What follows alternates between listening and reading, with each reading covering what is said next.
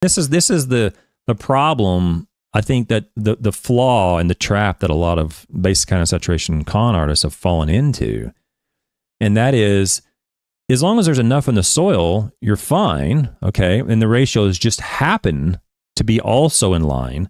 But if you don't have enough in the soil, which is what we would say, and from the critical level, we would say, if you don't have enough in the soil, then you're below a critical limit and you need to add some. And it just so happens that when you are that low, then the ratios are also out of whack.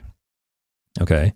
And it reminds me of the Douglas Adam analogy of the puddle, the conscious puddle that suddenly, there's a puddle that suddenly becomes conscious. Okay. There's a pothole in the road and there's a puddle of water there.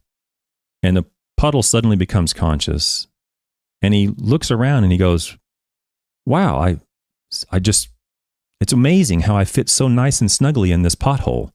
I was formed and my body exactly fits this pothole perfectly.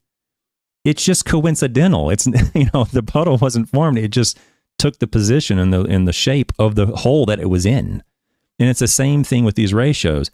It's just coincidental that the calcium-magnesium ratios happen to be more in line whenever we supply sufficient amounts of calcium or magnesium. As long as there's sufficient amounts, then the ratios happen to be okay. When there's not sufficient amounts, then the ratios get out of whack and they're stuck in that mentality. They can't divorce themselves or emancipate themselves from the puddle analogy. They're the puddle thinking that they were perfectly formed for this exact scenario.